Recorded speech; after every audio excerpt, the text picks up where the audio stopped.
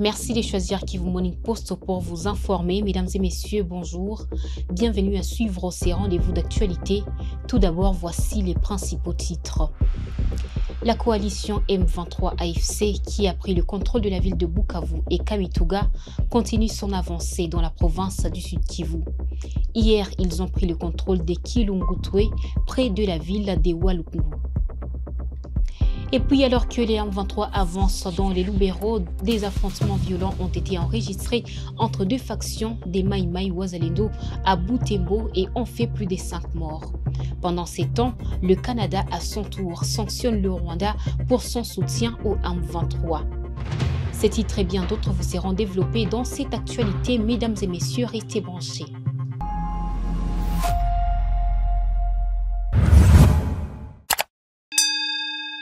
Encore une fois, bonjour et bienvenue au détail dans cette actualité du jour sur Kivu Morning Post aux télévisions. Dans la province du Sud Kivu, les combattants du M23 AFC ont pris le contrôle de la localité de Kilungutwe en territoire des Mwenga après des combats entre l'armée congolaise et les Wazalendo. La prise de cette entité montre des intentions claires du M23 d'avancer vers la ville de Walungu.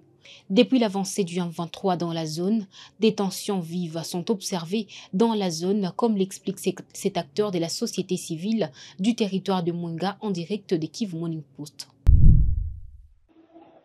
Bon, les gens sont toujours dans la psychose. Comme on est en train d'écouter les choses, pourrait arriver des éléments déjà importants vers la zone. La psychose est dans la communauté. Bon, nous sommes aussi en train d'écouter les informations parce que nous, on n'y est pas encore arrivé. Nous parlait cette nuit, c'est au niveau des Kalama, nous sommes dans le groupement de Yanga en Bini. Jusqu'à présent, le téléphone déjà ne passe pas. Nous attendons encore. Kalama, c'est sur de 45 km du chef de l'État. Hier, il y a eu des affrontements au niveau de Kilungutwe. On n'a pas encore eu l'équipe d'activité pendant la nuit. Bon, les gens vont passer la nuit dans la fête. On est en train de regarder clairement parce que la situation, on est toujours dans la psychose. Pas encore. Quand je parle de Kilungutwe, déjà les villages Tchowe et Kalama là-bas. C'est ça la zone.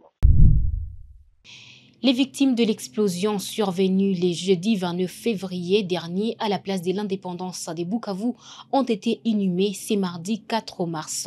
La cérémonie funéraire a débuté à la morgue de l'hôpital général de Bukavu où les familles, proches et autorités locales se sont réunies pour un dernier hommage. Suivez ces images de la messe des requiem à l'hôpital provincial du Sud Kivu. Kwa ajili ya Kristo Bwana wetu. Amen.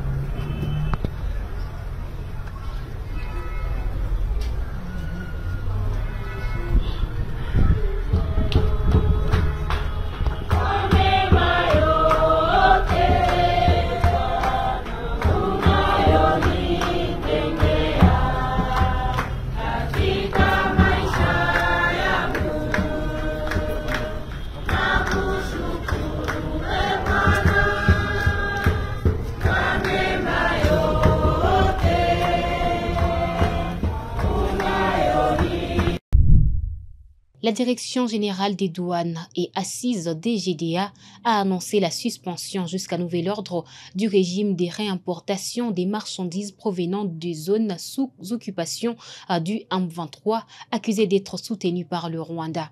Cette décision concerne les bureaux douaniers de Goma-Ville, Goma-Aéro, Bunagana et Ishasha. Blaise Bassabossé.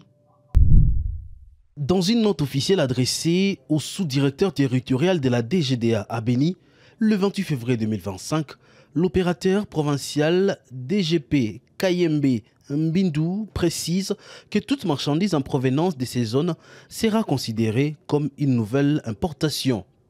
a daté de ces jours, les régimes douaniers des réimportations de marchandises des bureaux situés dans les territoires occupés par l'AFC M23 est suspendu jusqu'à nouvel ordre, indique la note officielle consultée par Kivu Morning Post. La DGDA insiste sur l'application stricte des textes légaux et réglementaires en matière douanière. Toutes marchandises en provenance de ces zones doivent être traitées comme une nouvelle importation dans le respect des textes légaux et réglementaires régissant la douane, ajoute les documents. Des opérateurs économiques pourraient être ainsi impactés par cette décision en raison des formalités douanières supplémentaires désormais requises pour le marchandise concerné. Je l'ai annoncé en sommaire, le Canada a condamné dans une déclaration du lundi 3 mars 2025 la saisie par le mouvement du 23 mars M23 des territoires dans l'est de la République démocratique du Congo, notamment Goma et Bukavu. Des sanctions dénoncées par le Rwanda. Des détails avec Jospin Hangi. Nous condamnons également la présence des forces de défense rwandaises en RDC et son soutien au M23 qui constituent des violations flagrantes de l'intégrité territoriale de la RDC et de la Charte des Nations Unies, a déclaré Mélanie Joly, ministre des Affaires étrangères.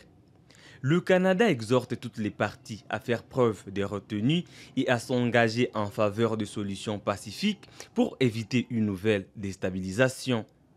Parmi les actions contre le Rwanda, le Canada a décidé de suspendre la délivrance des permis pour l'exportation des marchandises contrôlées vers le Rwanda et de suspendre les nouvelles activités commerciales gouvernementales avec ce pays. Aujourd'hui, Affaires mondiales Canada a convoqué le haut-commissaire rwandais pour lui faire part de la position du Canada contre la violation par le Rwanda de la souveraineté de la RDC, a ajouté le ministre des Affaires étrangères. Ces sanctions du Canada interviennent après celles des États-Unis d'Amérique et de l'Union européenne qui ont également condamné le Rwanda. Le Rwanda a réagi fermement à la déclaration de Global Affairs Canada concernant la situation dans l'est de la RDC. Dans un communiqué officiel, le gouvernement rwandais a exprimé son indignation face aux accusations diffamatoires attribuant à son pays des atrocités présumées dans la région. Le Rwanda considère cette attribution comme inacceptable et a annoncé qu'il demanderait des éclaircissements au gouvernement canadien.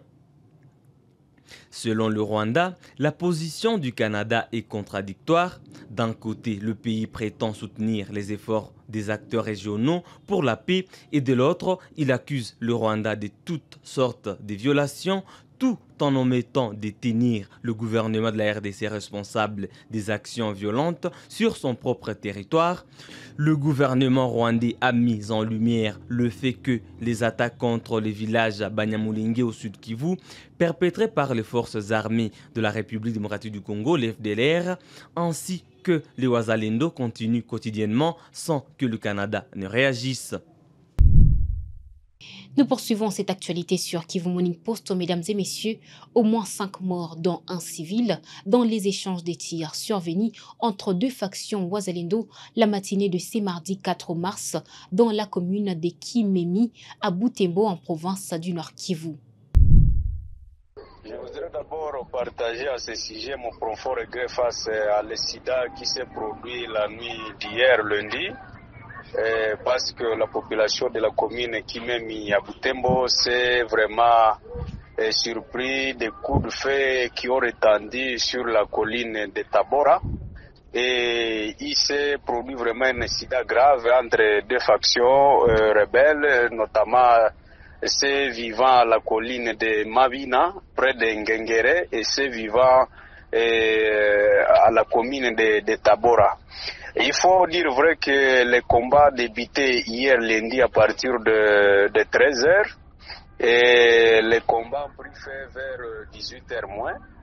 Et on apprendrait que les éléments, le Maïmaï de la colline Tabora sont allés vers le Maïmaï de la commune, disons de la colline Mavina, où ils ont descendu leur camp. Mais lorsque nous essayons d'enquêter, de poser des questions, pourquoi cela est arrivé, On nous dira qu'apparemment il y a un problème de dispute autour d'une barrière érigée sur le tronçon Outatimboa-Malende et cela crée des altercations qui se sont soldées jusqu'à ce que le front reprenne à 0h30 de ce lundi. Mais pour vous dire vraiment, il faut dire que ça nous a quand même piqué parce que on regarde même des victimes que nous avons vues de nos propres yeux et qui gisaient sur le sol au niveau de Boussenzera. Et on a vu les enfants d'environ 16 ans, 15 ans sur le sol. Et à notre niveau, au niveau du Renadel, nous sommes dit ça c'est quand même grave parce que les enfants ne pouvaient pas se retrouver quand même dans les rangs. On a totalisé, on a comptabilisé 4 personnes d'abord sur le sol, mais de l'autre côté, comme ils ont été tués à côté des centres médicaux, on nous a dit que notre élément était à l'intérieur de l'hôpital, qu'on a précipité là-bas pour des soins d'urgence, mais qui a succombé de ses blessures. Donc le total, c'est 5 corps sans vie. Pour dire vrai, monsieur le journaliste, aujourd'hui, 90% des habitants d'Engengere, de Bouessi, de Boussenzera, de Malende sont d'accord que ces 2 cas puissent être délocalisés pour ne pas continuer à causer des préjudices à la population. En Ituri, une double attaque présumée des terroristes de l'IDF a frappé la chefferie des Banyali Tchabi située dans le territoire des Roumou en province de l'Ituri. L'incursion a sémé la terreur parmi les habitants de la région. Selon la société civile locale, cette attaque a fait 3 victimes civiles, dont 2 femmes dans les villages des Valoubou et un garçon dans les villages d'Ndengissa, tous membres du groupement Boyo. Témoignage avec Christophe Mounianderou, président du CRDH en province d'Irumu. Une double attaque présumée ADF a ciblé la chefferie de Banyali Tchabi, précisément dans le groupement Boyo. Et ces terroristes ont ciblé 2 villages de ce groupement, dont le village de Valoubou et le village de Ndengessa. Et signalons que ces présumés ADF ont signé leur incursion la nuit de ce lundi 3 mars au mardi 4 mars 2025 vers minuit, et le bilan provisoire fait étant de 3 civils tués, dont 2 femmes au village de Valoubou et un garçon tué au village de Ndengessa, y compris aussi des maisons qui ont été incendiées par ces terroristes ADF. Et les informations en notre possession, fournies par nos sources sur place, nous confirment que l'ennemi est venu de Mapipan, c'est un village du groupement Badibongo-Sia. C'est dans la chefferie de Walese-Vokutu, réputé comme l'épicentre de ces terroristes ADF. Et le massacre qui a perduré dans la partie sud du territoire d'Irumu. Et voilà environ 10 ans que nous sommes en train d'enregistrer les morts des populations civiles tuées par ces présumés terroristes ADF, sans que le gouvernement congolais soit à mesure de mettre fin à ces mouvements terroristes, voire aussi même la présence des troupes ougandaises sur le sol congolais. Donc là, nous appelons juste la jeunesse, toute la jeunesse des différentes communautés, de voir comment briser la peur et de se prendre en charge. Nous devons nous prendre en charge pour voir comment nous allons donner aussi une contribution de notre part pour appuyer nos forces armées de la République qui combattent ces terroristes ADF, parce que trop c'est trop. Ces terroristes nous ont endeuillés et nous ravissent même des villages. Nous avons abandonné plusieurs villages dans la partie sud du territoire d'Irumu. Donc nous sommes dans l'obligation de nous prendre en charge parce que c'est constitutionnel. Donc tout le monde est appelé de donner sa contribution vu que la patrie est menacée par ces terroristes présumés ADF. Mesdames et messieurs, c'est par cette information que nous clôturons ces rendez-vous d'actualité sur Kivu Morning Post Télévision. Merci à vous de l'avoir suivi.